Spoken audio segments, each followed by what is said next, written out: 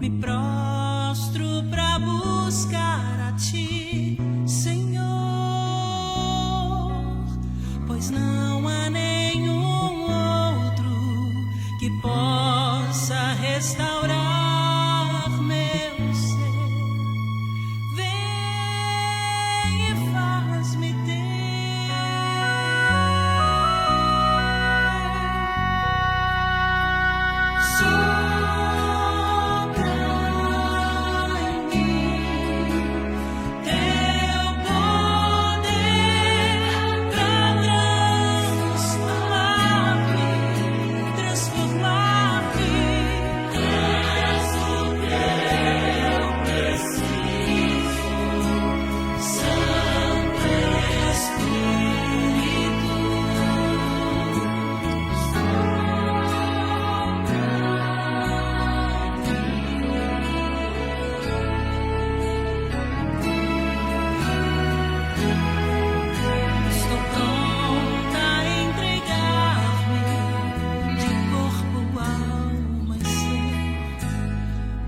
sacrifício vivo é o teu querer. Revela-me tua glória, limpa minha vida, Pai. Usa-me, Senhor.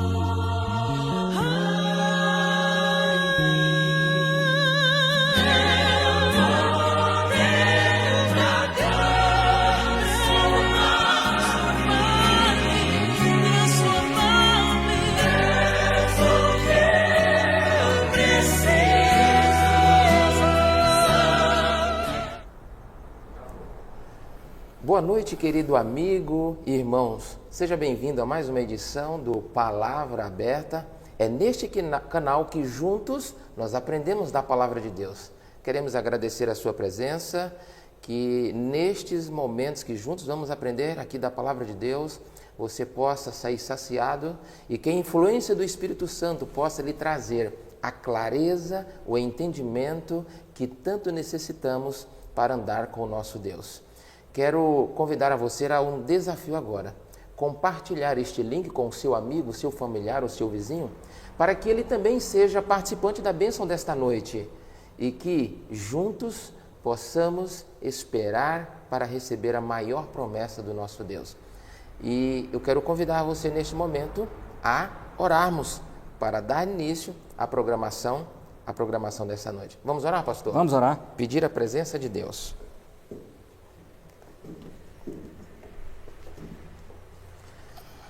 Grandioso Deus, amoroso Pai que estás nos céus, rendemos-te graças, Senhor, pela bênção desse dia que nos destes e por mais esta oportunidade de juntos estudar a Tua Palavra. Suplicamos a unção do Teu Santo e Bom Espírito para o Teu servo, que a brasa viva do altar possa tocar os seus lábios e que esta mensagem, esse conhecimento a ser expresso nesta noite, possa alcançar o coração de todos os ouvintes, todos os presentes que estão conosco. Amém. Perdoe os nossos pecados, usa-nos a cada dia, é o que nós te suplicamos, em nome de Jesus. Amém. Seja bem-vindo você que está chegando agora, que recebeu esse link, não foi à toa que você recebeu, foi um plano de Deus para que você estivesse conosco hoje estudando a Palavra de Deus neste canal. Existem muitas perguntas, muitas indagações. O 144 mil é simbólico ou literal? E são essas dúvidas que neste canal você receberá a resposta. E queremos neste momento responder também no final do estudo, da sequência, as perguntas que ficaram da semana passada, você não sairá sem receber a resposta. Não é isso, pastor Wagner? Com certeza, meu querido amigo e irmão. Nós vamos, pela graça de Deus, junto, abrir a palavra de Deus e deixar que ela responda por ela mesma. Ok, então não saia daí, esteja atento, pegue uma caneta, um papel, se você tiver alguma pergunta, você pode digitar aí no chat, ao final do programa nós vamos responder a sua pergunta e se possivelmente nós não tivermos possibilidade de respondê-la hoje, na próxima terça-feira, às 20 horas estaremos aqui para responder a sua pergunta. Então, pastor, que Deus te use nesse momento, que a palavra de Deus possa responder aos corações nesta noite. Que Deus te use. Amém, meu irmão. Amém. Então, meu querido irmão e amigo, mais uma vez boa noite também para você, que a paz do nosso Senhor Jesus, que vem do trono celestial, possa estar no seu coração, no meu coração também. Então, hoje é a parte 2 do nosso estudo. Lembra-se que nós dividimos esse estudo em 5 partes, é um seminário que estamos fazendo, devido ao assunto ser extenso, ser longo, não podemos fazer tudo de uma vez. Então, por isso, talvez você no estudo do parte 1 da semana passada, na terça-feira passada, você pode talvez não ter ficado satisfeito com a resposta que ainda não deu para a sua pergunta. Por isso que eu disse para você, nós iremos etapa por etapa falar de todo o assunto. Inclusive, reservamos uma terça-feira, talvez seja a próxima, que nós vamos falar de todas as objeções possíveis que existem a respeito dos 144 mil, a respeito do selo e tudo mais. Mas isso não significa que a sua pergunta chegando na ordem que vai ser no chegada, que nós não deixaremos de responder, nós vamos responder. Por exemplo, como foi falado aqui pelo irmão Sérgio, que as perguntas da terça passada que não foi respondida, não se preocupe, nós iremos estar dando preferência às que não foi e depois as que vão chegando vão ficando em segundo plano, certo? Então, serão todas respondidas dentro do espaço dos 5 estudos. E dentro desses 5 estudos, eu quero dizer para você que você não pode perder nenhum, porque eles vão se formando um quebra-cabeça, especialmente o último estudo. O último estudo eu diria para você que ele é inédito, porque pouco se tem falado sobre a personalidade das 12 tribos dos filhos de Israel. E nós queremos falar no último estudo isso aí.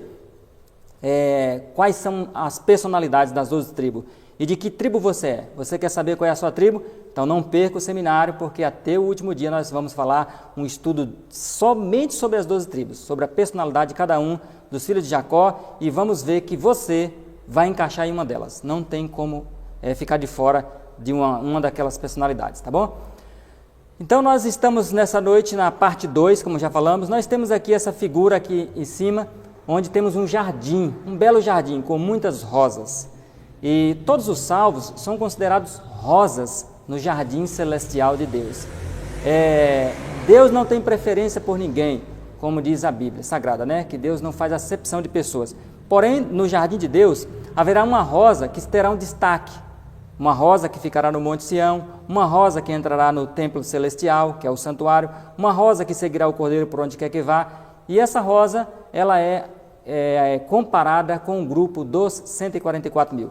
Então não se esqueça, a Bíblia apresenta dois grupos de salvos, certo? Um grupo de salvos com um certo conhecimento da verdade de Deus, outro grupo de salvos com um conhecimento um pouco mais amplo da verdade de Deus. Então, a Bíblia apresenta esses dois grupos de salvos. E esses dois grupos de salvos estarão todos unidos, felizes e eternamente na presença de Deus.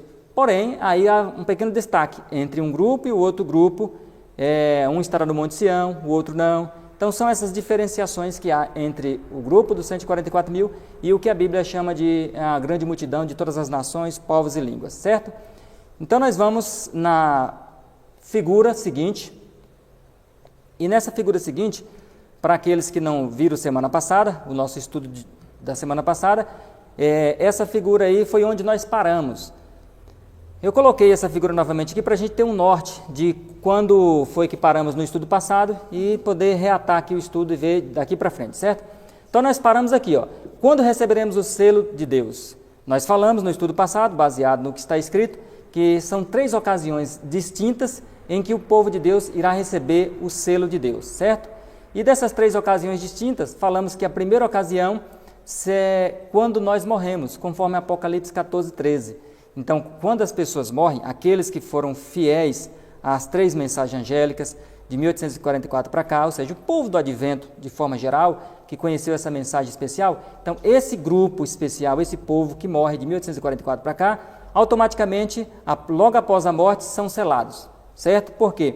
Porque logo após a morte, eles não têm como mudar mais o caráter, não tem como mudar mais de vida, o que foi e por isso que automaticamente são selados, certo? A Bíblia diz aí, felizes, né? Aqueles que desde agora morrem no Senhor. Então, no meu caso, no seu caso, se a gente morreu, automaticamente é selado. Por isso que a Bíblia diz em Hebreus 9, 27, que está ordenado o homem morrer uma vez e logo depois vem o juízo, certo? Então, se na sequência da morte da gente vem o juízo, automaticamente você é julgado e também selado aqueles que irão compor o grupo dos 144 mil. A segunda ocasião em que somos selados também foi falado na semana passada, que é quando perdemos a razão, conforme esse texto que está aqui do comentário bíblico, de Ellen White, né, volume 7, página 982.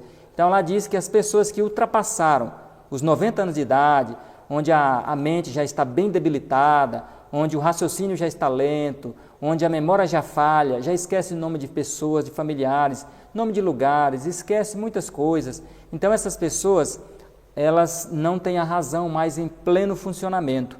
Portanto, Deus, na sua infinita misericórdia, não leva mais em consideração as pessoas que conheceram as 3 mensagens angélicas e ultrapassaram os 90 anos de idade, de repente até trabalha no sábado, ou faz outra coisa qualquer que a lei de Deus venha a condenar, mas Deus não leva mais em consideração. Essas pessoas, no dito popular, né, elas estão caducando, como nos é falado no dia a dia. E nesse grupo de pessoas que perderam a razão, há algumas exceções de pessoas, por exemplo, que entram no mal de Alzheimer. Pessoas que dão mal de Alzheimer, aí perdem a memória cedo, até antes dos 90 anos de idade, essas pessoas também, automaticamente, elas são seladas. E o terceiro grupo de pessoas que também recebe o selo, como nós vimos, é no juízo investigativo, certo? Que é o meu caso e é o seu caso. Então, nós, os vivos hoje, que ainda não morremos e não perdemos a razão, estamos nesse terceiro grupo aqui.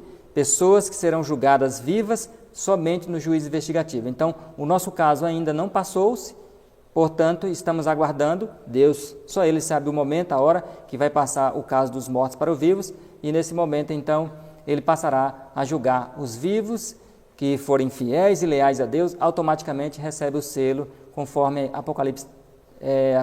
Atos 3, 21, né?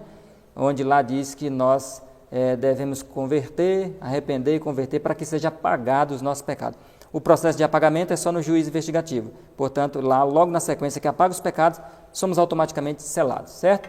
E Daniel 2,10 fala também, depois do juízo, os que brilharam vão brilhar mais ainda. Então, assim nós classificamos aqui as 3 ocasiões em que receberemos o selo de Deus vivo. Agora, nesse próximo slide, nessa próxima figura, nós encontramos aí a seguinte pergunta para poder a gente situar um pouco mais a questão nossa dos vivos, tá bem? E a pergunta é: quando o selo será aplicado nos vivos? Então temos aí a pergunta na tela, com o anjo aí colocando o selo no grupo dos 144 mil. Quando é que nós, vivos, iremos receber o selo de Deus? Então vamos ler o texto que está na tela, do Testemunhos Seletos, volume 2, página 71. E aí nós temos a seguinte inscrição aí. Olha a pergunta, quando o selo será aplicado aos vivos? Já vem a resposta. Quando sair o decreto dominical e o selo for aplicado, então primeiro sai o decreto e o selo for aplicado, seu caráter permanecerá dos vivos, puro e sem mácula para toda a eternidade. Então, Deus não pode aplicar o seu selo hoje, agora, nesse exato momento, para um vivo que está em sanidade mental, plena e perfeita, sendo que ele ainda não passou pela grande prova da sacudidura, consequentemente, da lei dominical, que será peneirado por ela. Então, se ele fosse selado agora, um vivo, automaticamente, ele já estaria 100% tranquilo, não precisaria preocupar com a questão do decreto dominical. Claro que ele também não deve preocupar, ele deve preocupar com o recebimento da chuva serôdia. Mas, se ele fosse selado agora, um vivo, ele, na verdade, não teria muitas preocupações aí adiante, tá certo? E nem mais cometeria pecado, porque logo após a pessoa ser selada, ela já está automaticamente no estado já que o seu caso já foi passado. Então, se o seu caso já foi passado e ela fosse selada agora nesse exato momento, não tinha razão nem motivo por que mais ela ser nem peneirada, porque ela já está aprovada, correto? Então, o selo será aplicado nos vivos, no nosso caso aqui, que não perdemos a razão, quando? Somente quando passarmos pela grande prova do decreto dominical. Essa é a grande prova que nós seremos peneirados, seremos realmente revelados nosso caráter, e em cima dessa prova receberemos o selo de Deus ou o selo da besta, tá certo? Então não se esqueça desse detalhe aí. Então, de acordo com esse texto que nós vimos aí, já tem a resposta de quando, né? Quando saiu o decreto. Vamos na figura seguinte. Na figura seguinte aí, é um complemento de quando o selo será aplicado aos vivos, certo? É outro texto inspirado da Mensageira de Deus, está no Comentário Bíblico, volume 7, página 976. E o texto diz assim, olha, acompanhem comigo para vocês verem que o próprio texto se explica e o próprio texto pontua o período em que os vivos vai ser selado, os que não estão no estado avançado da memória debilitada, tá bom? Então diz assim o texto que está na tela aí para você acompanhar, do Comentário Bíblico. O Senhor me mostrou claramente, percebem? Que a imagem da besta, lembra-se o que é a imagem da besta? A imagem da besta é um dia que a besta colocará para o povo guardar, onde o protestantismo apostatado, que representa a imagem da besta, também aderirá a essa guarda. Na verdade, eles já aderem hoje, né? A questão lá é que ele vai aderir na sequência, quando o catolicismo romano decretar o dia como guarda universal. Aí terá o apoio total dos protestantes. Então, o Senhor me mostrou claramente que a imagem da besta será formada antes do fim do tempo da graça, pois esta o quê? A imagem da besta, a guarda do sábado falso,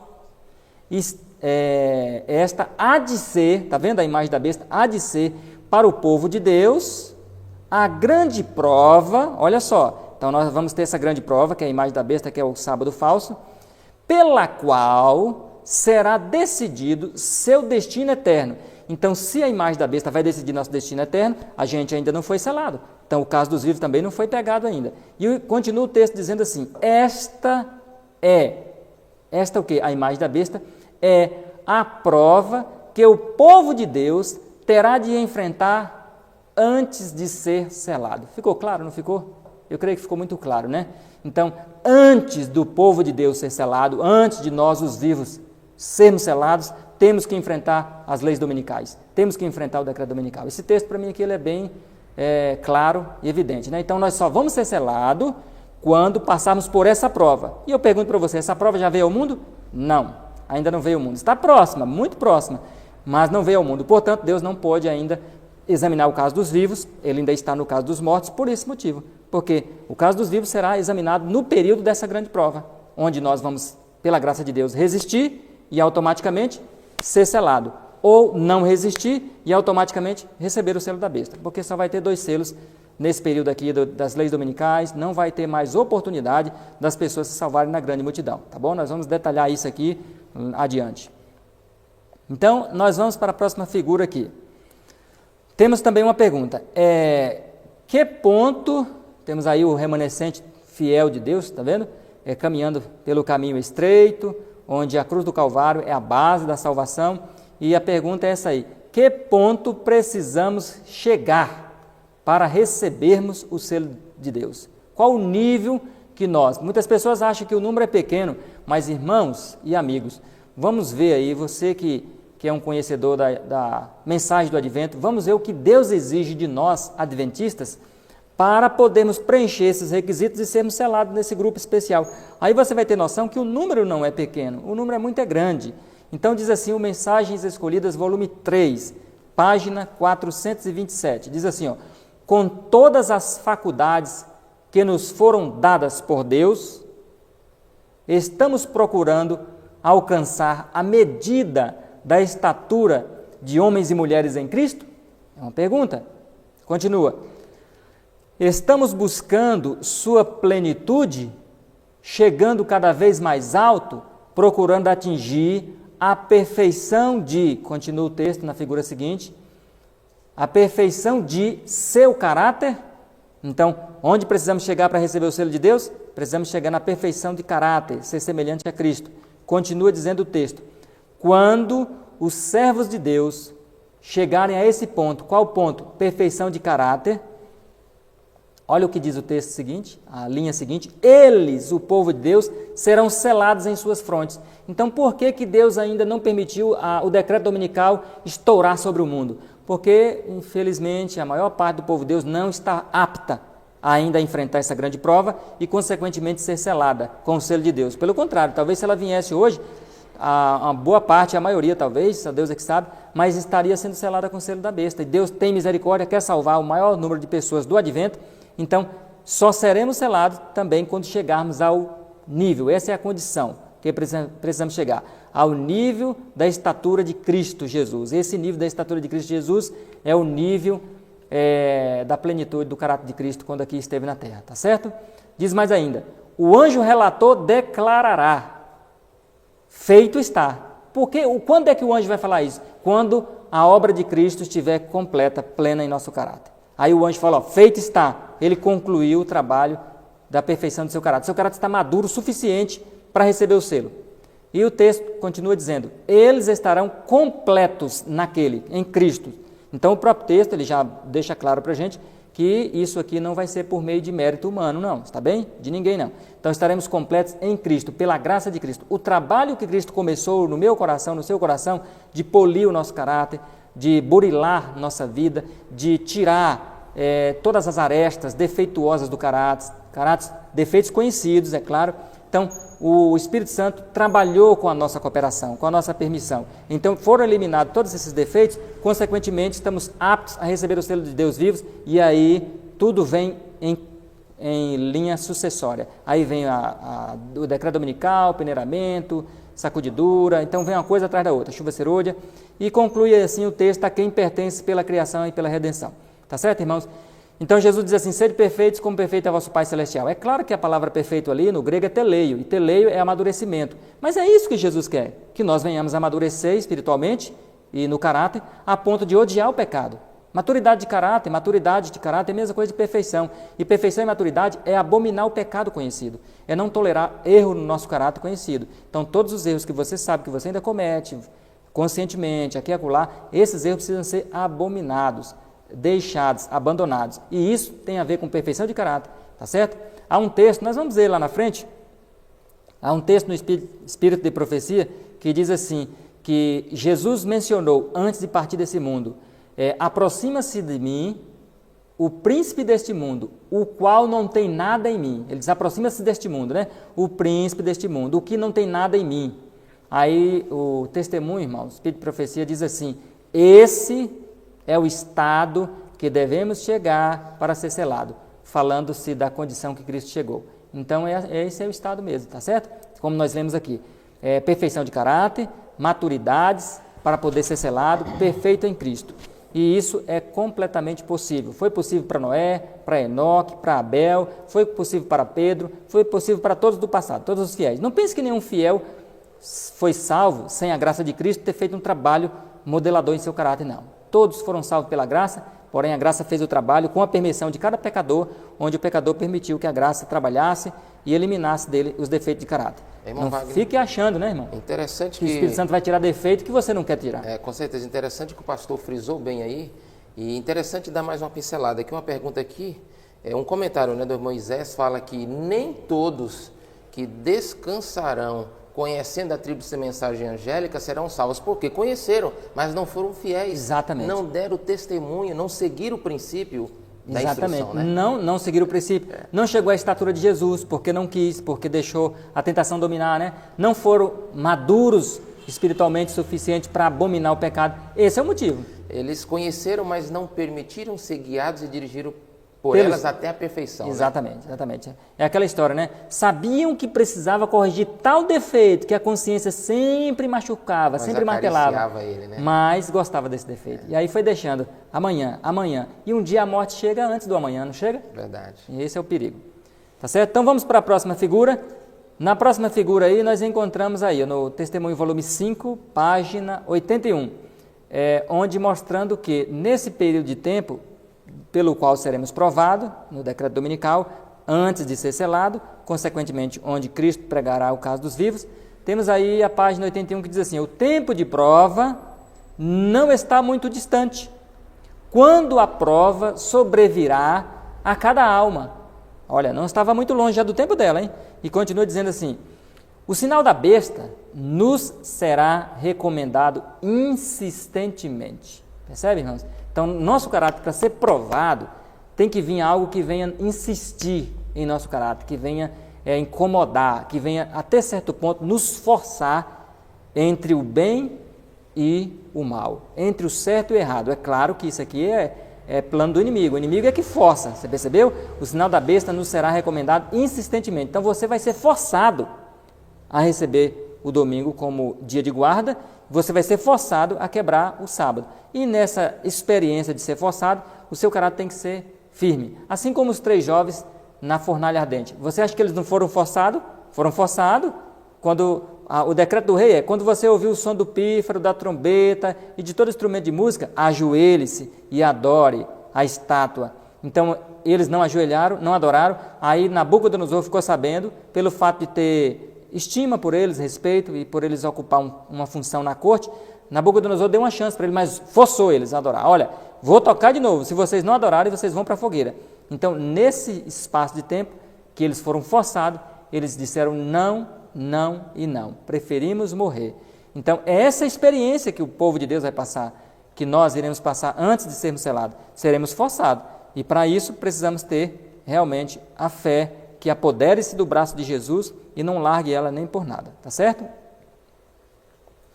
Vamos para a próxima figura. Nós falamos no estudo passado, na terça-feira passada, falamos de 5 qualidades que nós precisamos ter, 5 condições que nós precisamos preencher para ser selado, certo? Falamos dessas 5. Hoje, nós vamos falar de mais algumas, e aí você pode extrair dentre elas aquilo que serve para você e para mim. Então, a figura que está na tela é uma pergunta: o que fazer para evitar o sinal da besta? Temos aí essa pergunta na tela, né? O que fazer? O que você tem que fazer para evitar o sinal da besta? Então, temos 2 textos aí do testemunho que vai nos mostrar o que a gente deve fazer. Primeiro, TM é testemunho para ministro, página 445. Como você está vendo aí na tela, diz assim o texto: os que vencem o mundo, olha aí, a carne, segundo ponto, e o diabo, terceiro ponto, serão os agraciados que receberão o selo do Deus vivo. Então, quem vai receber o selo de Deus? Tem que vencer o mundo, irmãos. Todas as tendências mundanas que estão dentro do nosso coração, quando a gente vem para a igreja, elas ainda estão lá. A gente tem que vencer essas tendências, é questão de vida ou morte. Precisamos vencer a carne, aquelas inclinações que estão dentro de nós, que nascemos com ela, herdamos dos nossos pais, aquelas tendências de fazer algo que nos dá prazer. e aquilo que nós cultivamos durante o longo da vida também é errado. Então precisamos vencer essa tendência à carne. A gente não pode dizer que a carne domina a gente, não pode permitir. A carne é fraca, mas o espírito aqui, a mente precisa ser mais forte do que a carne. Então a carne pode pedir, mas a mente vai dizer não, e a mente tem que sobrepor a carne, está bem? E o diabo? Então Satanás assalta-nos com muitas tentações diferentes, e precisamos vencer essas tentações pelo poder de Deus também. Então, para receber o selo de Deus, precisamos vencer o mundo com todos os seus atrativos, a carne com os nossos desejos pecaminosos, nossas inclinações para o mal, aquilo que você diz, não, eu não consigo viver sem isso, eu não consigo viver sem fazer isso. Não pode ser assim, tem que vencer a carne. E o diabo tem que resistir Satanás, tentando-nos na mente e de todas as formas possíveis. Esse é o grupo de pessoas que vai receber o selo de Deus. O outro texto está no PE, que é Primeiros Escritos, página 58, que diz assim, ó, o tempo do selamento é muito curto. Isso apesar de que já está durando 170 e poucos anos, né? 172, talvez, 173 aí, mas é curto comparado com os tempos passados, né? E logo passará, então está breve findar esse tempo aí. Agora, enquanto os 4 anjos estão contendo os ventos, é o tempo de fazer firme a nossa vocação e eleição. Então, o que eu devo fazer agora para receber o selo de Deus e evitar o sinal da besta? Eu preciso fazer hoje firme a vocação. O que é vocação? Vocação é chamado. Então, Deus te chamou. Deus chama todos. Então, você precisa fazer firme o seu chamado. Jesus te chamou para segui-lo. Seja firme ao seguir Jesus, aos princípios da palavra de Deus. Deus chamou você, seja resoluto ao seu chamado. Então, você precisa fazer firme a sua vocação, que é chamado, e a eleição. A eleição é a disputa pela salvação, que você não disputa com ninguém, né? É só uma expressão aí, a eleição. Mas você luta somente com você mesmo, que é o seu maior inimigo, certo? Então você precisa, para vencer o sinal da besta, fazer firme a vocação e a eleição. Próxima figura, ainda o que fazer para evitar o sinal da besta? Temos aí a meditação matinal, Maranata, página 239, diz assim, a grande multidão dos cristãos professos deparará com amargo desapontamento no dia de Deus. Eles, a grande maioria dos cristãos, não têm na testa o selo do Deus vivo. E por que eles não têm? Sendo mornos e indiferentes. Então, o que tem que fazer para evitar o sinal da besta? Deixar de ser morno e indiferente, conforme esse texto aí que está na tela. Eles, os mornos e indiferentes, desonram muito mais a Deus do que o descrente. Percebeu, irmãos, o perigo fatal? Então, para evitar o sinal da besta e receber o selo de Deus, você não pode ficar acomodado na condição laodiceana, que é a condição de mornidão. Lembra-se, nós vivemos no período de Laodiceia, todos nós, eu e você, estamos nesse período, porque o período de Laodiceia começou em 1844 e vai até a volta de Jesus. Então, o que você está vivendo hoje, atualmente, você está dentro do período de Laodiceia. Agora, o que você não pode é permitir se enquadrar na condição de Laodiceia. Aí é onde é que mora o perigo, e o perigo fatal, grande, que poderá levar você para a perdição eterna, se você enquadrar na condição. Tá certo? Então você está no período, mas não pode estar na condição.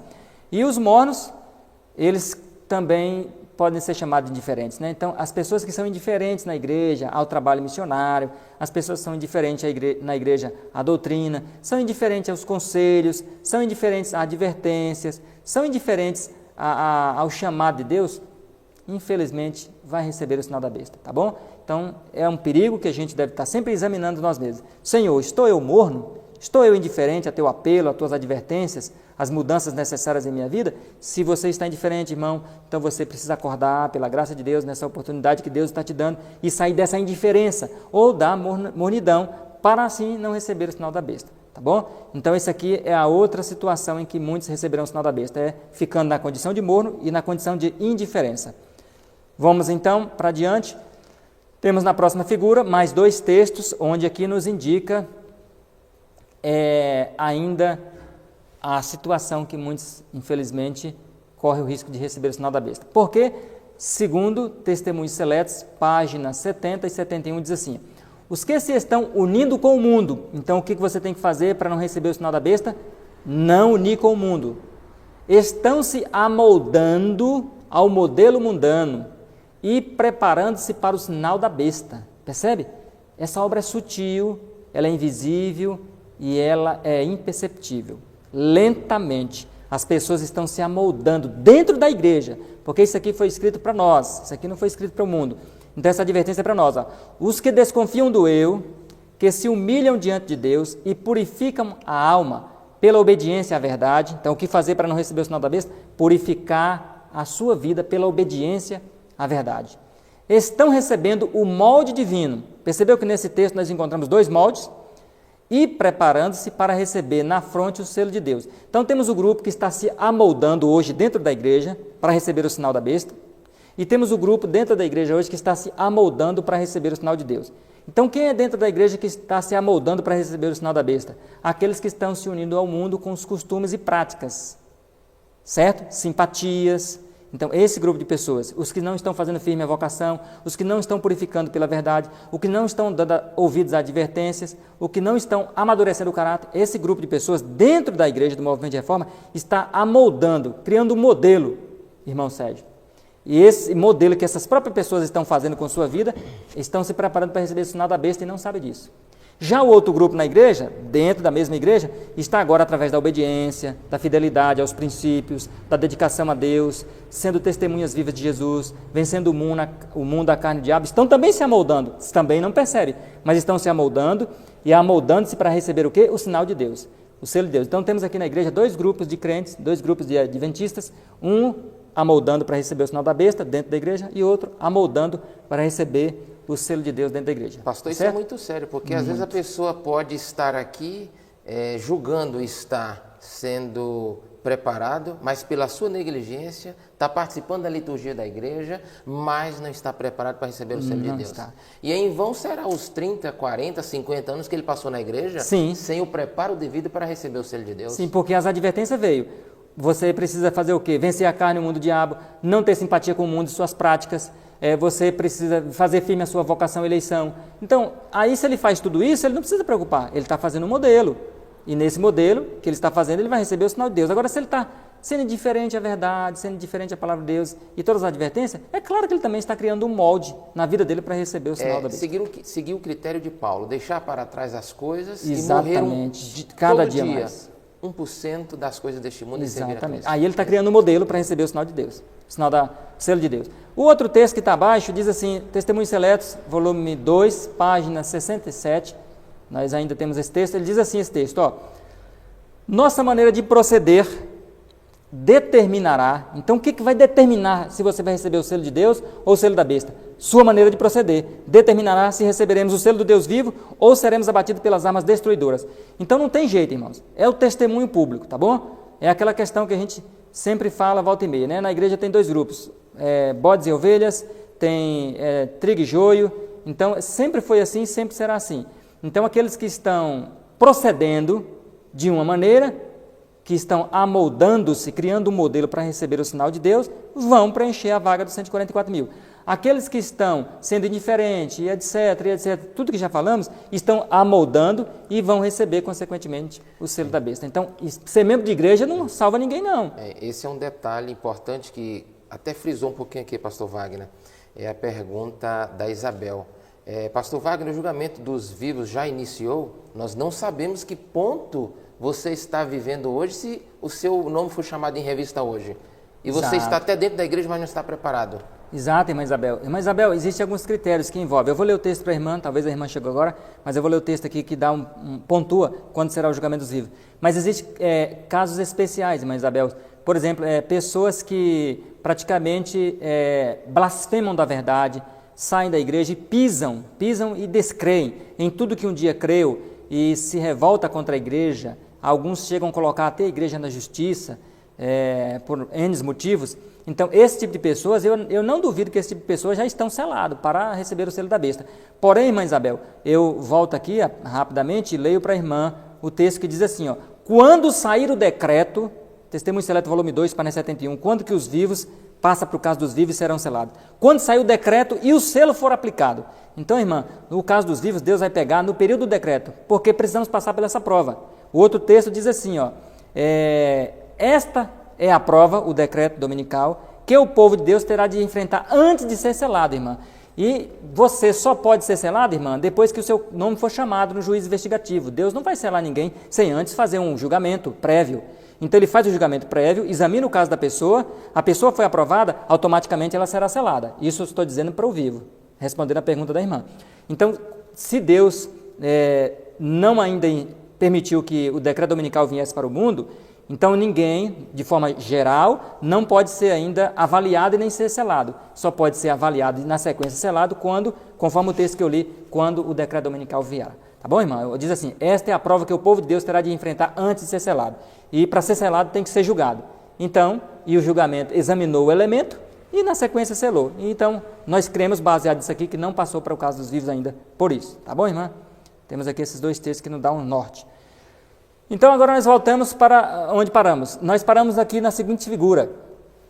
Consequências de não recebermos o selo de Deus. Então, temos aqui duras consequências de não recebermos o selo de Deus nessa figura aqui. E há dois textos na Bíblia, eu quero ler esses dois textos, mas eu quero ler primeiro o que está na tela, que é do Espírito de Profecia, na Rivian de Herald, né? RH de 9 de 1849. Diz assim, ó, somente os que têm o selo do Deus vivo serão abrigados da tempestade de ira que brevemente cairá sobre a cabeça dos que rejeitaram a verdade. Então, consequência de não receber o selo de Deus. Qual é a primeira consequência?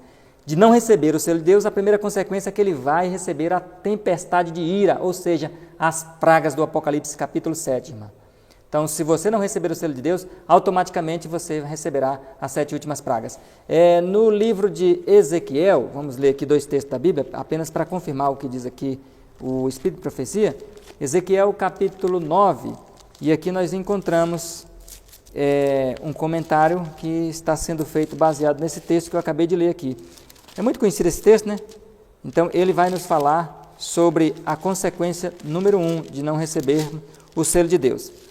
Diz assim o Ezequiel 9, versículo 5 e 6. Aos outros disse, ouvindo eu, passai pela cidade após ele e feri, não poupe o vosso olho, nem vos compadeçais.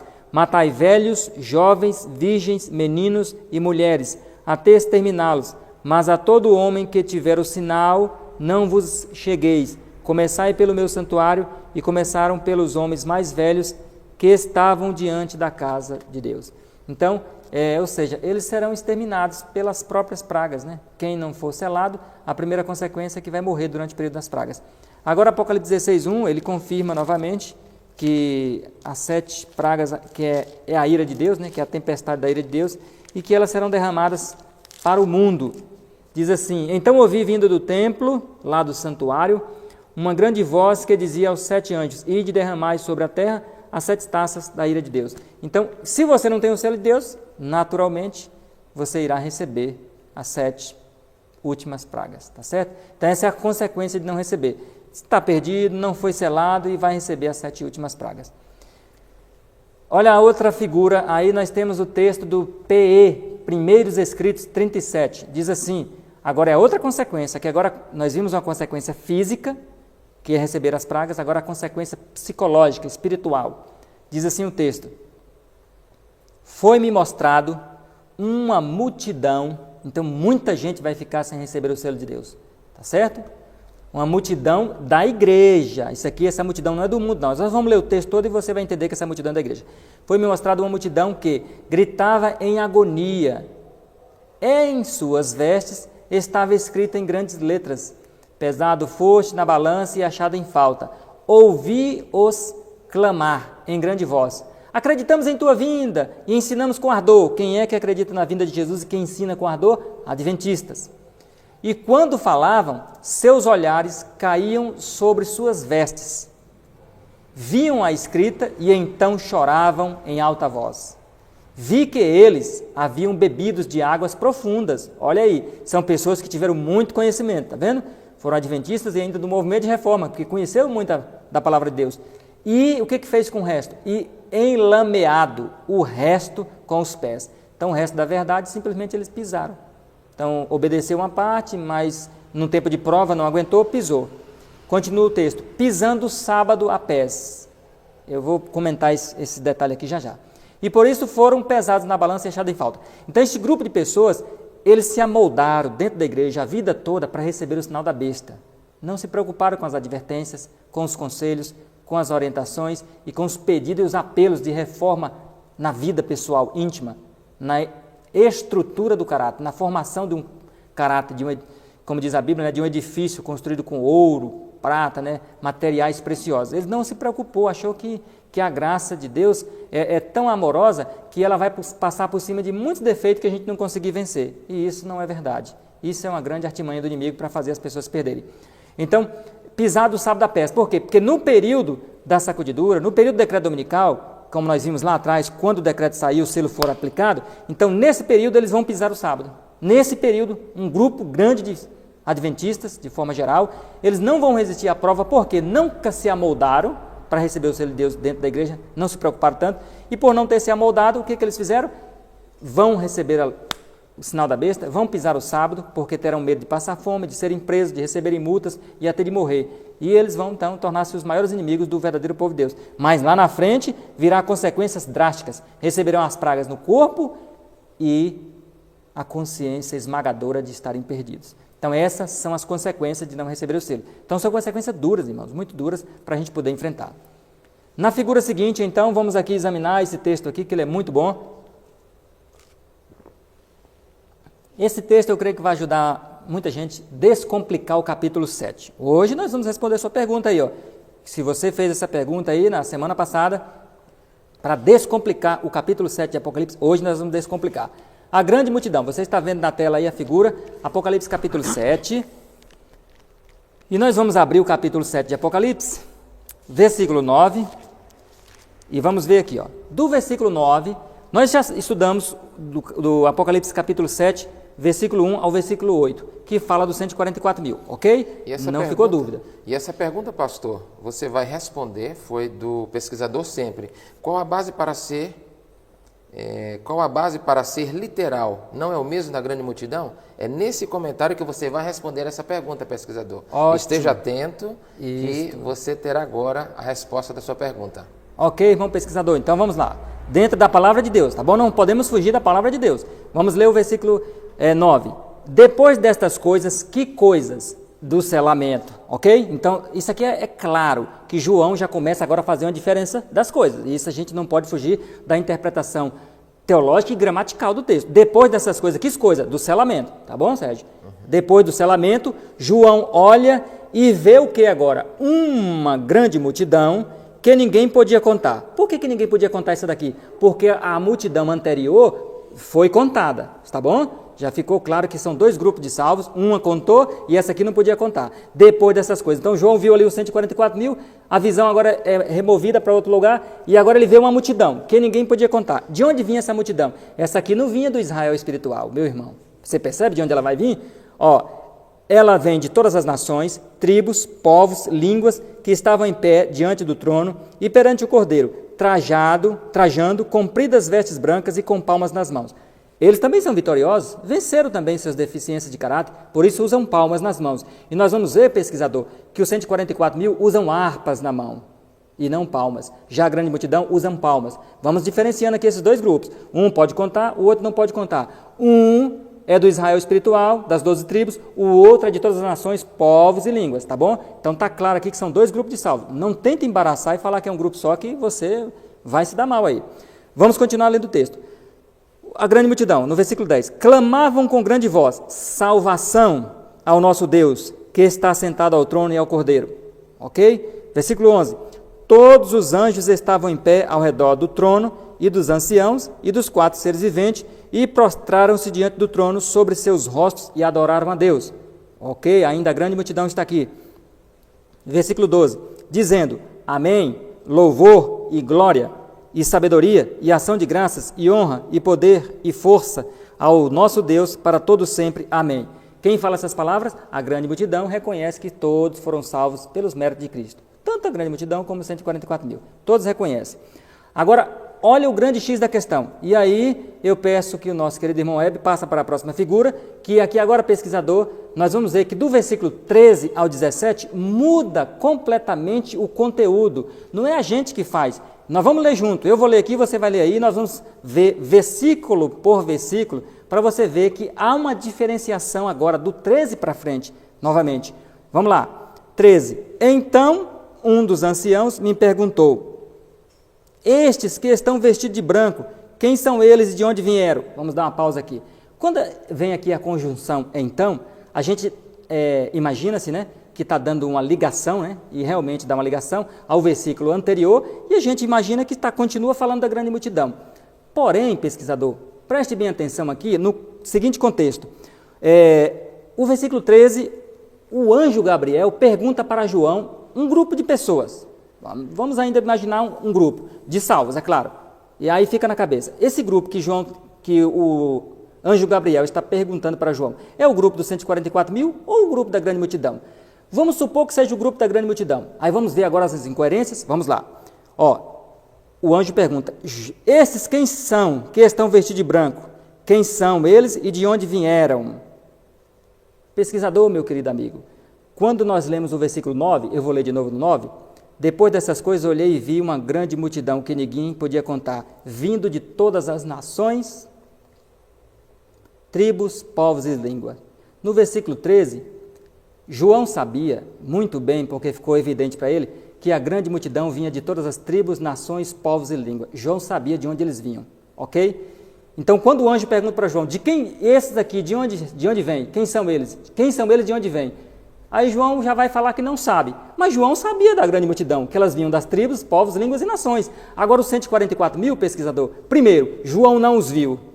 Quando a gente lê o versículo 4, diz assim: e ouviu o número dos que foram selados.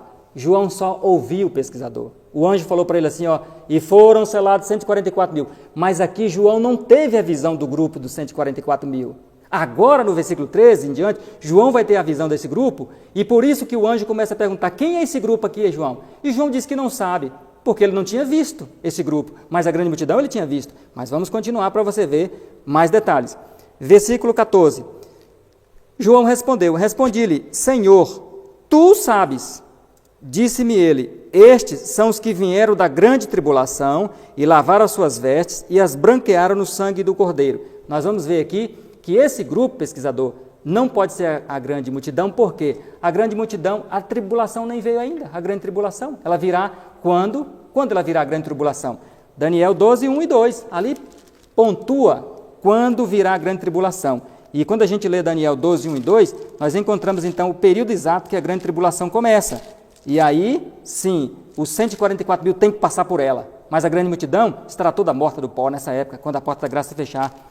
Vamos ler aqui: nesse tempo se levantará Miguel, o grande príncipe que protege os filhos do teu povo, e haverá um tempo de angústia, que nunca houve, qual nunca houve, desde que houve tempo até aquele tempo. Mas nesse tempo se livrar-se a teu povo. Aí, pesquisador, vem o versículo 2. Muitos dos que dormem no pó, que não é todos, você percebeu? Ressuscitarão, uns para a vida eterna e outros para a morte eterna. Então, essa é a única ressurreição mista na Bíblia, porque a ressurreição dos perdidos é pós-milênio. Está lá em Apocalipse capítulo 20, versículo 13 em diante, 9 em diante, 13 em diante. A ressurreição dos salvos é na volta de Jesus, está lá em 1 Tessalonicenses capítulo 4, 16 ao 18. Só de salvos é uma, de Tessalonicenses, só de ímpios a de Apocalipse. Agora, essa daqui não é mista, e ela vai ser composta pelos que crucificaram Jesus. Jesus disse para Caifás: tu verás o Filho do Homem vindo das nuvens de glória, Caifás. Jesus falou para ele, você se lembra? Então Caifás tem que ressuscitar aqui, meu irmão, nesse grupo. Mas também o grupo dos 144 mil tem que ressuscitar aqui, que eles têm que estar todos vivos. E aí eles ressuscitam no começo da 7ª praga, e quando começa a mesma tribulação? Quando começa? Começa com o fechamento da porta da graça e com a queda das pragas. E a grande tribulação, ela não para até a volta de Jesus. E todos irão passar por essa grande tribulação. Mas voltemos lá para o Apocalipse, para poder continuar no entendimento que esse grupo aqui não pode ser a grande multidão, não encaixa em nenhum dos aspectos que estamos falando.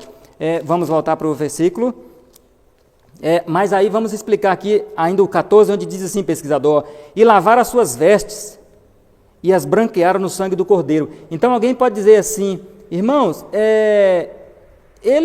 a grande multidão não lavou as vestes? Lavou. E os 144 mil? Também não lavou as vestes? Claro que lavou, irmão. 144 mil não é salvo por obras, não. Apesar de que eles guardaram, sim, a lei de Deus, até um tio, como diz o hino do nosso saudoso irmão André Secan, né? Eles guardaram a lei até um tio. Num tempo em que a lei do Estado, a lei do governo, a lei predominante, imporá, forçará para não guardar a lei, mas eles vão guardar a lei até um tio, sim. Mas isso não significa que traz mérito para eles, que traz orgulho, exaltação, porque eles são bons, são tal, de forma alguma.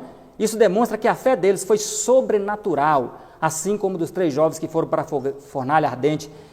O que aqueles 3 jovens na fornalha ardente fizeram? Guardaram a lei até um tio, meu irmão. Eles podiam muito bem ajoelhar ali diante deles e dizer assim na mente, mas na mente nós estamos adorando a Deus, na mente estamos adorando a Deus. Mas isso era falsidade. Mas não, os 3 jovens guardaram a lei até um tio, meu irmão. E assim como os 144 mil, guarda a lei até um tio. Isso traz mérito para eles? De forma alguma, de forma alguma. Mas o hino está correto, o hino está perfeito, a letra do hino. Nós é que precisamos entender as coisas. Agora voltemos aqui, por que os 144 mil lavam as vestes? Meu irmão, se nós voltarmos, pesquisador, para Apocalipse 3, versículo 18, nós vamos dizer para o pessoal do templo de Laodiceia, olha o que nós, eu e você, que vivemos no período de Laodiceia, temos que fazer com nossas vestes, com nossos caráteres. Está aqui, aconselho-te de mim que compres ouro refinado no fogo para que te enriqueças, e vestes brancas. Isso aqui é para nós, laodiceanos que eu digo de período, não confunda as coisas, mas isso aqui é para nós, laodiceanos. Então, você precisa lavar as suas vestes do sangue do Cordeiro. Então, voltemos para o capítulo 7, perfeita harmonia, quando diz que esse grupo aqui é os 144 mil e que eles lavaram a sua veste e branquearam no sangue do Cordeiro, provando que todos seremos salvos pela graça de Cristo. Ninguém vai ser salvo por obras. Versículo 15 ainda, vamos lá. Por isso estão diante do trono de Deus, quem? Esse grupo aqui.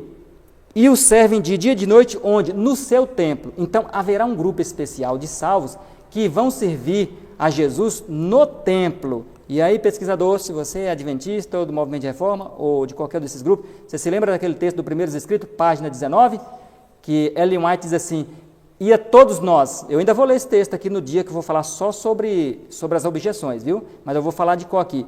Os 144 mil, diz Ellen White, juntamente com a grande multidão, iriam todos se aproximando do santuário, do templo. Aí Jesus levantou a sua mão e disse, pare, aqui no templo só entra os 144 mil. Percebe? É como diz aqui o texto de Apocalipse 7, versículo 15. Eles, os 144 mil, só eles poderão entrar no templo. A grande multidão não poderão. Ainda nós voltamos aqui. E aquele que está sentado sobre o trono estenderá o seu tabernáculo sobre eles. Quer dizer, o poder, a autoridade de entrar no templo, certo?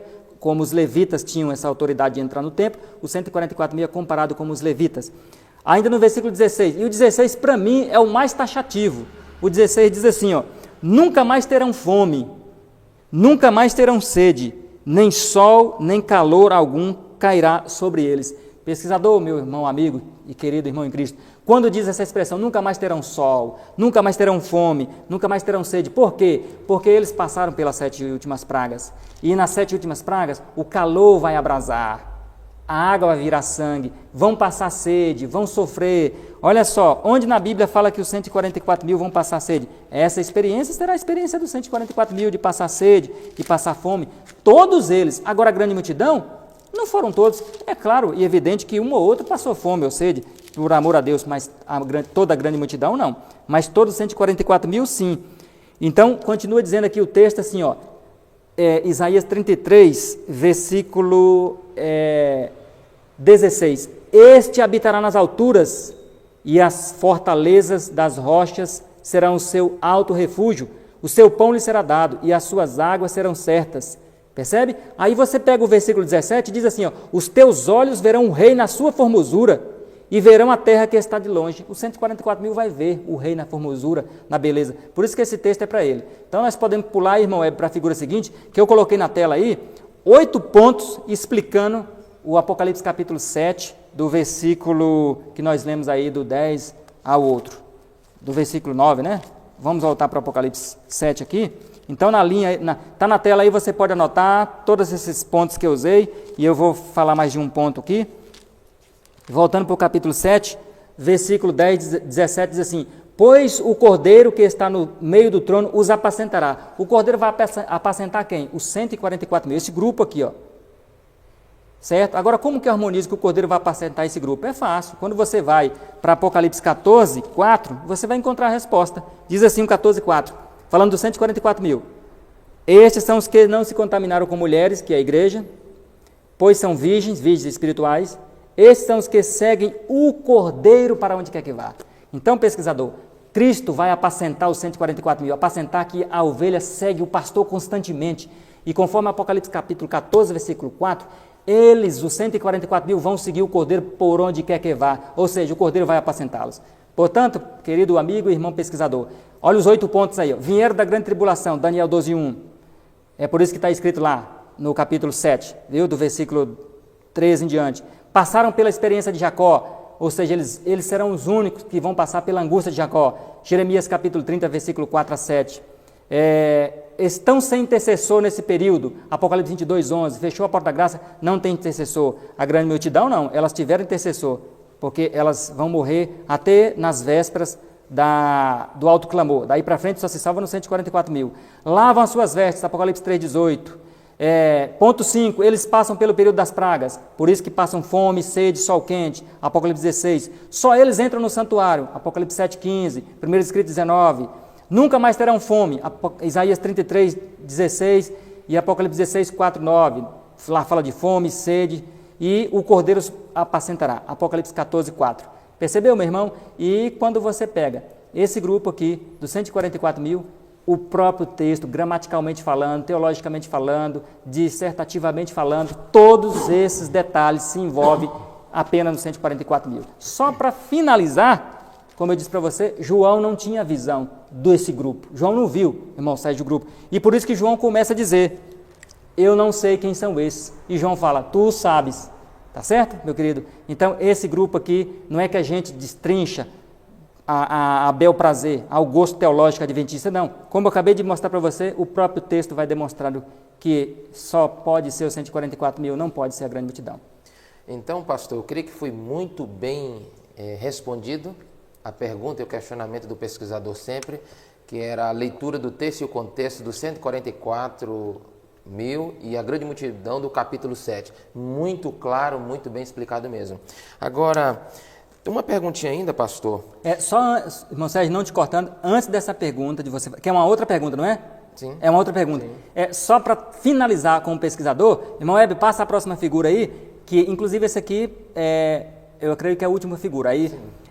Livro Maior Discurso de Cristo, esse aqui para mim acaba de dar o... É o fechamento, né? O fechamento. O fechamento. Olha o que diz a inspiração. Para você que é do movimento de reforma e está com essa crença adulterada. E nós vamos ver lá na frente que se você tem essa crença, você tem que curá-la hoje. Senão você não vai ser selado não, viu? Nós vamos mostrar para você que é prova de comunhão. Aí a questão... já é outra pergunta que foi feita aí. Aí a questão vamos responder. De você está dentro da igreja com essas dúvidas e perder o privilégio da salvação. Está contaminado. Esse é o ponto crucial. Está contaminado. Olha, acompanha na tela aí o texto do Maior Discurso de Cristo 31. Esse texto é muito perfeito. A inspiração não falha. Olha só, de quem esse texto vai falar desse grupo aqui do capítulo 7, versículo 13?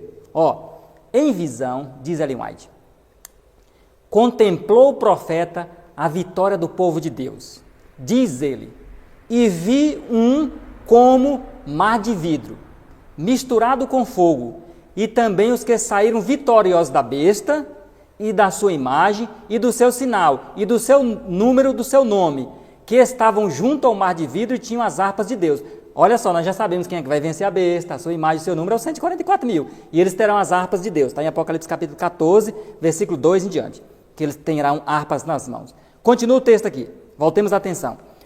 E cantava o cântico de Moisés, servo de Deus, e o cântico do Cordeiro, dizendo, grandes e maravilhosos são as tuas obras, Senhor, Deus Todo-Poderoso. Justos e verdadeiros são os teus caminhos, ó Rei dos Santos.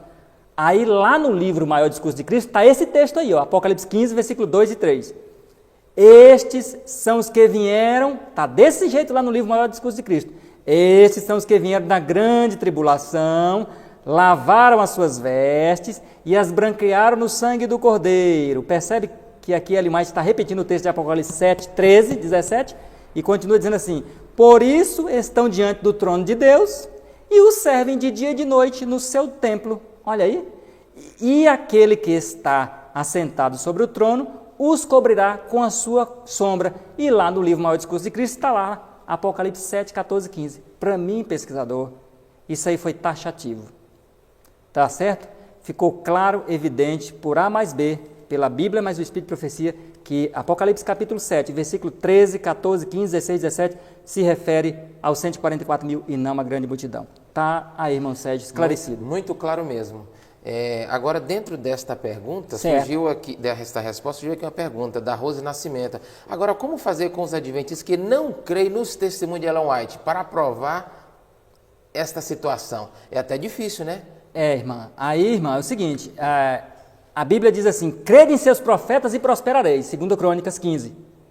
Se eles não crerem nos profetas, irmão, não vão prosperar. Espiritualmente, vão só se afundar. E podemos dizer que estão perdidos. Estão perdidos, irmão, porque descrê do dom do Espírito de Profecia. Entende? É aquilo que eu falei no estudo passado, irmã Rose.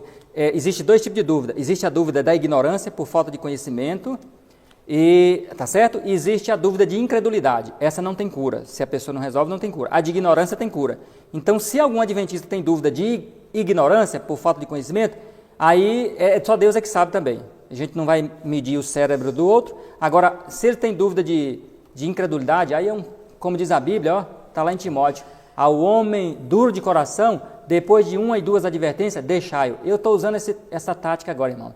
A gente mostra, irmão Sérgio, para a pessoa escrito 1, 2, 3 vezes, a pessoa insiste e resiste, eu sigo o conselho da Bíblia. Deixa ele, não briga mais com ele. Não. É nesta situação que às vezes surge aquelas perguntas, mas serão salvos aqueles que praticaram, que conheceram, sim, mas aqueles que conheceram e foram negligentes e descreram, eles estão perdidos. Exatamente, Eles são perdidos, exatamente. né? Mas, irmã Rose, eu acabei de explicar aqui só dentro da Bíblia. Não sei se a irmã acompanhou. Não precisa aí nem usar o Espírito de Profecia. Eu usei por último, mas eu expliquei aqui o versículo 13 a 17 de Apocalipse, todo dentro da Bíblia, irmã. Parte por parte, que eles passaram. Então, é o suficiente a Bíblia para convencê-los, tá bom? Com certeza.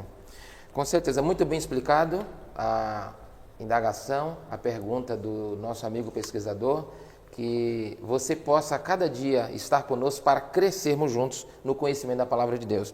Pastor, outra pergunta, esta aqui já foi respondida, mas nós até começamos a dar uma pincelada nela no estudo passado, mas faltou trazer um texto mais esclarecedor para ele, né? Sim. O comentário foi: nós sabemos, foi explicado que os 144 mil é literal, não existe sombra de dúvida para o simbolismo, é literal mesmo, é contável, mas a pergunta aqui agora é: se é literal, é prova de comunhão para a igreja, para você estar ligado, certo? A célula é prova de comunhão? E diz aqui ainda, a pergunta: se sim, a resposta bíblica no Espírito de Profecia. Ok, meu irmão, nós ficamos devendo para você, realmente. Nós comentamos, nós faltou dar o checkmate, né? Foi, nós só comentamos por alto, né? Mas não mostramos nenhuma fonte para você. Então, vamos falar, adiantar hoje, apesar de termos um dia só, como eu falei, para objeções e perguntas, né? Mas, diante da sua pergunta, nós temos que explicar, dar uma resposta, né? Então, nós vamos dar para você uma resposta dentro da Bíblia e dentro do Espírito de Profecia, tá bom? Vou abrir aqui a passagem do Espírito de Profecia para ler para você, já deixar no ponto. Eu vou ler também na Bíblia, certo? Mas estou abrindo aqui para poder ficar claro para todos nós.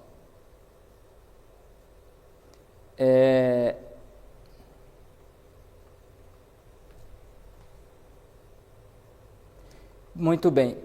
Ele disse assim: eu creio que o selo é literal, mas não creio que o número seja. É isso mesmo? Não, ele crê que o selo... Ele quer saber justamente se o 144 mil é literal, sim, certo? E a questão se é prova de comunhão, isso, de ele estar na igreja, certo? Ou não. Ou descrer, estar na igreja e descrer que seja literal. Entendi. Certo? Então, primeiro ele quer saber se é literal, não é isso? Sim. Muito bem, irmãos. Bom, irmão, é literal por quê? Vamos usar aqui agora, então, os argumentos bíblicos, tá bom, irmão? E deixar a Bíblia falar nesse contexto. O 144 mil é um número literal? Sim. Por que sim? Vamos usar a Bíblia agora. Irmão, toda vez que aparece uma profecia envolvendo números na Bíblia, os números sempre foram literais. Nunca apareceu uma profecia na Bíblia onde o número é simbólico e a figura seja literal, ou o número é simbólico e a figura é simbólica. Eu vou dar para você 9 exemplos da Bíblia. Eu acho que 9 dá, não dá? Vou dar 9 exemplos da Bíblia, tá bom? Daniel capítulo 7, 3. Vou dar o primeiro exemplo. Vamos lá. De que o número é literal e a figura simbólica, tá bom?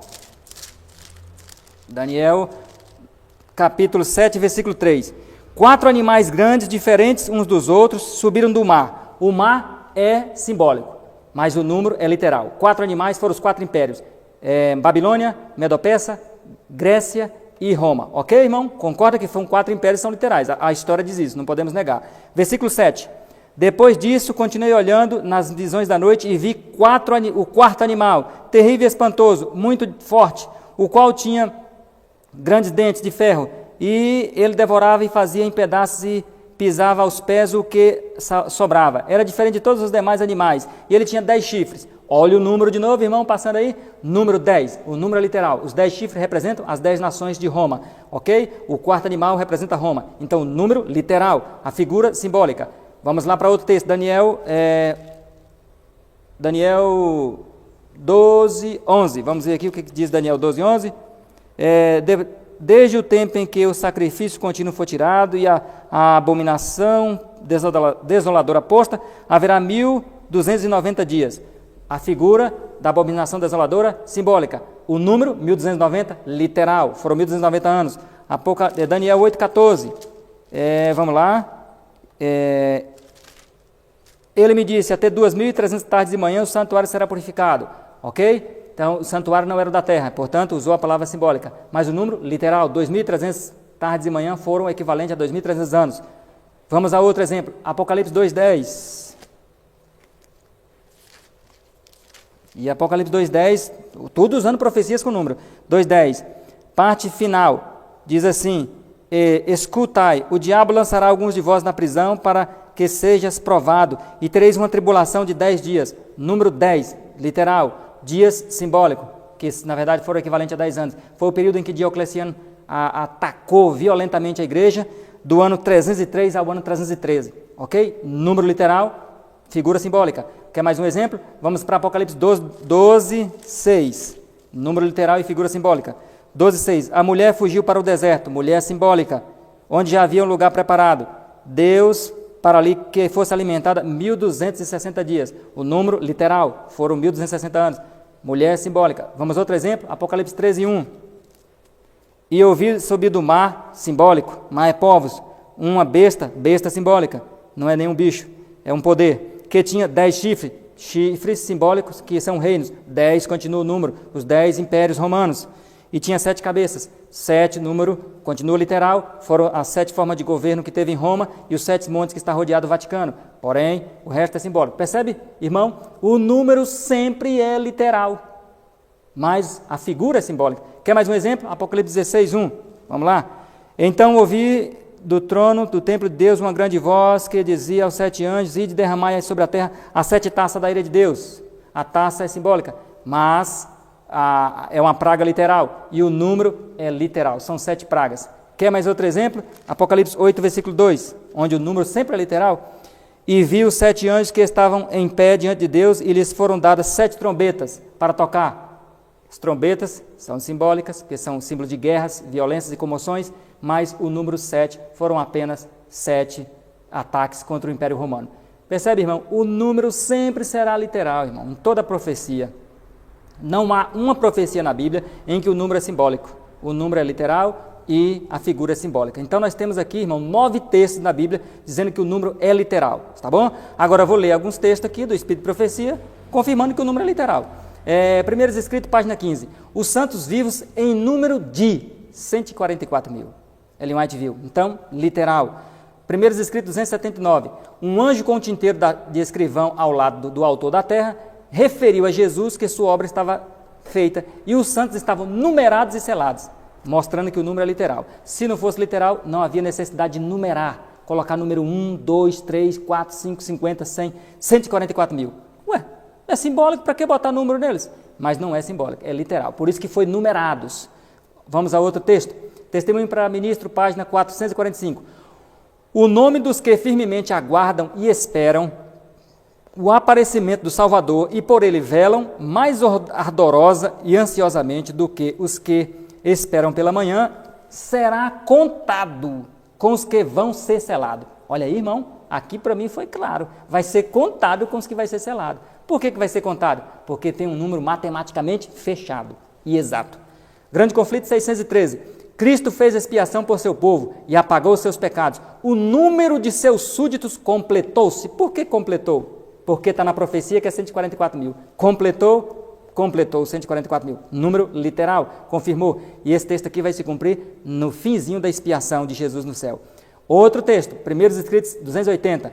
Naquele tempo terrível, depois de finalizada a mediação de Jesus, os santos estavam a viver à vista de um Deus santo, sem intercessor. Cada caso estava decidido, cada joia contada. Isso aqui é no finzinho do fechamento da porta da graça, contada. Por que contada? Porque a profecia aponta que existe um número contado, 144 mil, senão não precisava contar. Porque a grande multidão, ninguém podia contar. Lembra que diz o texto? Esses ninguém pode contar, são os que vieram da grande multidão. Ok, porque esse aqui pode contar. Testemunho para a Igreja, volume 3, página 279. Os profetas de Jezabel, em número de 850. E agora? 850 era simbólico ou literal dos profetas de Jezabel? Literal, percebeu? Eu coloquei isso aqui para servir de exemplo para a gente.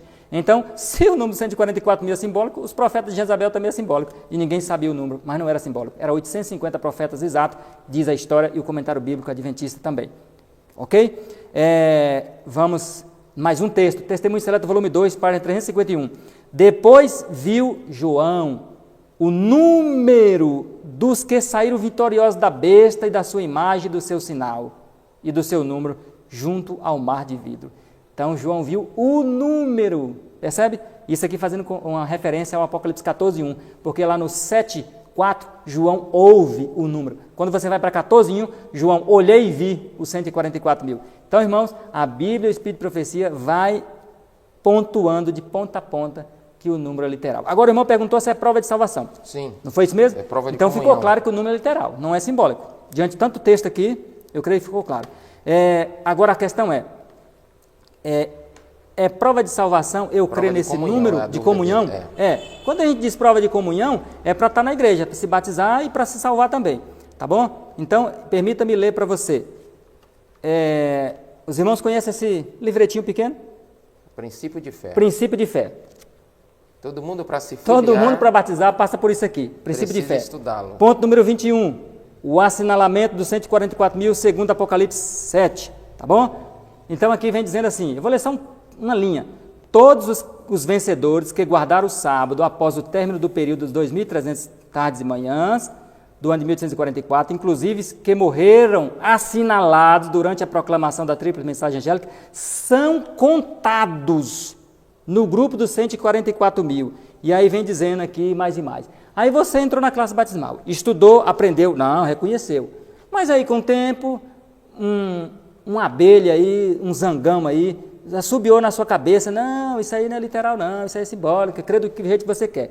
Você acreditou, você fez profissão de fé, você aprendeu, aí tem isso aqui que é chamado guia ministerial, que aqui na página 26 tem aqui 27, exame público e profissão de fé. Você passou por um exame, foi feito para você, e tem várias perguntas aqui. No dia do seu batismo, fez essa pergunta para você aqui.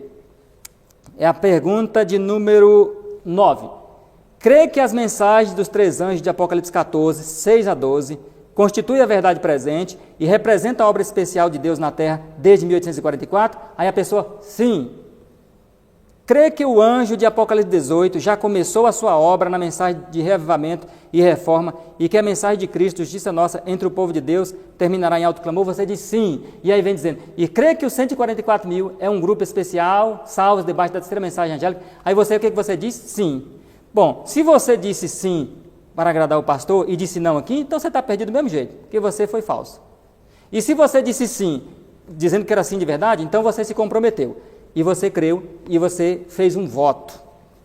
E na meditação matinal, refletindo a Cristo, página 170, anota aí para você ver a solenidade do voto que você fez, e você não prestou atenção que o negócio era sério. Quando você faz tais votos no batismo, você se compromete em nome do Pai, do Filho e do Espírito Santo a viver para Deus. E você não tem o direito de quebrar e descrer desse compromisso do voto. E agora, meu irmão? Fez, está feito, é melhor não Eclesiastes fazer, fala que é melhor não votar do que votar e não cumprir. Então, irmão, é prova de salvação crer, mostrei para você vários textos, princípio de fé que você fez, profissão de fé que você respondeu sim, mostrei para você dezenas de textos da Bíblia, 9, dezenas de textos aí do Espírito de Profecia, uns 10. Então, meu irmão, lembra-se, você está se amoldando, aí tem que se amoldar para receber o selo de Deus, porque é prova de comunhão. Crer é prova de comunhão, professar é prova de comunhão, se salvar. E além do mais, irmão Sérgio, os 144 mil não se macularam com mulheres. Então essa doutrina de que crer que os 144 mil, o número não é literal e que isso não atrapalha a minha salvação, isso não é doutrina nossa. Então ele já está infectado com doutrina de mulheres, de outra igreja. Então ele não pode salvar nos 144 mil.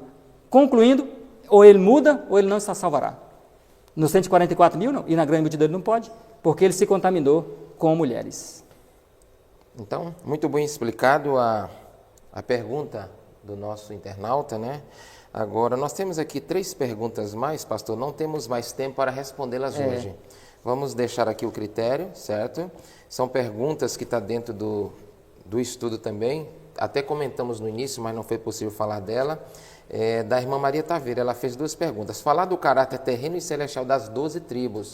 É o último estudo, irmã. Justamente. Você fica ligado aí. Ele só deu uma pinceladinha aqui, mas vai chegar Você quer saber qual é a sua tribo, irmã Isso. Maria? Você tem que ficar ligado, que eu vou falar aqui as tribos de cada um que vai preencher a personalidade, viu? E o Leonardo também. Qual o critério para saber em qual tribo cada um ficará? Relacionada à pergunta da Maria Taveira. Exatamente. Esteja atento na sequência, são 4 estudos que nós teremos pela frente ainda, e a sua pergunta será respondida. E não temos aqui outra pergunta também. Sérgio, antes de você fazer outra pergunta, terça-feira passada eu disse aqui que quem pregou o sábado para Ellen White, porque Ellen White até 1846 não guardava o sábado, nem cria que era o dia de guarda, quem pregou para Ellen White, lembra-se que eu falei que foi José Bates, e aí uns 2 irmãos disseram que foi Raquel Oakes. Olha só, talvez por causa de falta de tempo eu não vou ler, mas eu vou dar referência para você. A gente disse que tem que falar e tem que provar, e eu não gosto de falar e não provar, tá bom? Eu vou ler História do Adventismo, páginas 78 e 83, mostrando para você que quem pregou o sábado para Ellen White não foi Raquel Oakes, foi José Bates. Eu tenho 5 livros diferentes, 5 autores diferentes, todos falando a mesma coisa, ok? Eu vou ler só um pedaço. Diz assim, nesse íntere, página 78, José Bates, escreveu o seu folheto mais famoso, O Sábado do 7º Dia é um Sinal Perpétuo. Deus abençoou o sacrifício e a erudição da pequena obra. Ele atraiu numerosos conversos para o sábado, entre os quais estava Tiago White e Ellen White. Ok? Esse aqui é o livro História do Adventismo, de Mervyn Maxwell. Isso está bem claro, né? Está bem claro. Bem claro. Fundadores da Mensagem, outro autor, Everick Dick. É curto, Sérgio, o texto é curto, página 74, mas só para provar. Não é bom você falar e não provar, né? Aí passa por duvidoso o caráter da pessoa.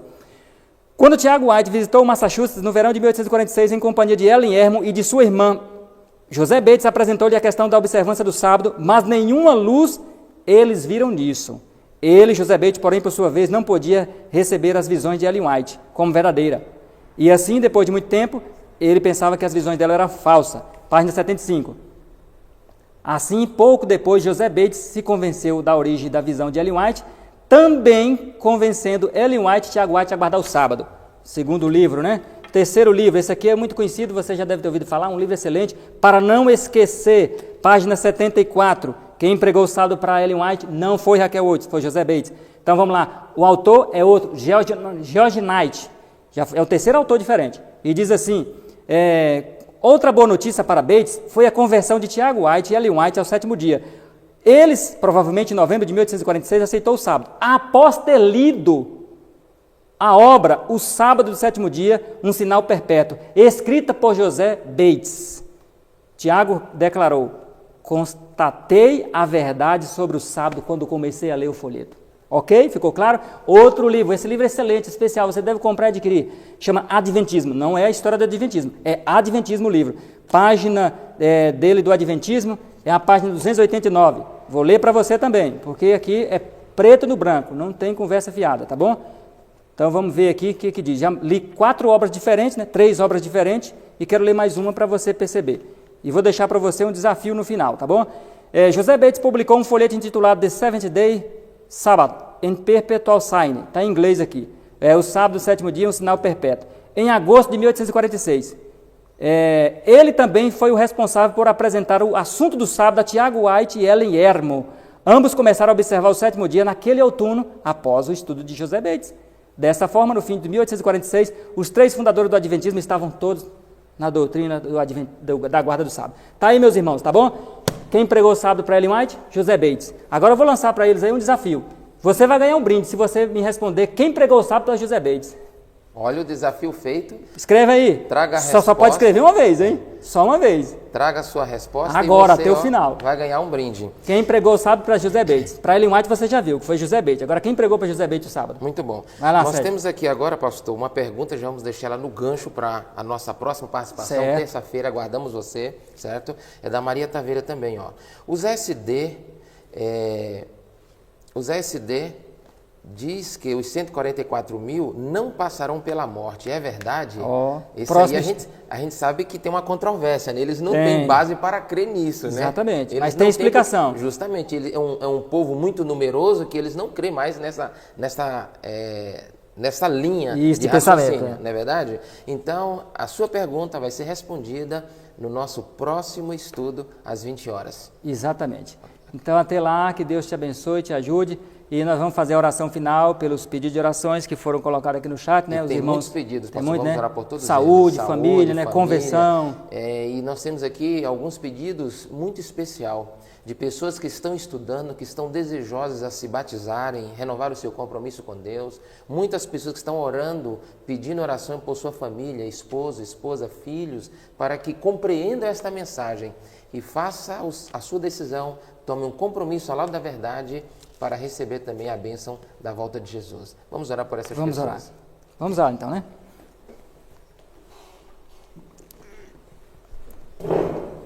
Querido Deus e amorável Pai que estás nos céus, estamos, Senhor, mais uma vez na Tua presença, para Te agradecer, Senhor, primeiramente por uma mensagem tão bela e especial Amém, que o Senhor concedeu ao Teu povo nesses Amém, últimos dias, Senhor. a mensagem do selamento. Nos ajude a estar de pé diante das provas, dê a Tua graça para cada internauta que está lutando com as suas dificuldades, Senhor, com seus pecados, suas misericórdia, fraquezas, assim Senhor. como nós também aqui estamos lutando para vencer a carne, o mundo e o diabo, para resistir, Senhor, às tentações e formar um caráter para a eternidade. Amém. Abençoe a todos, aqueles que estão com doença, enfermidades, que pedem aqui nesse chat, que o Senhor, segundo a Tua vontade, possa abençoar a saúde dessas pessoas.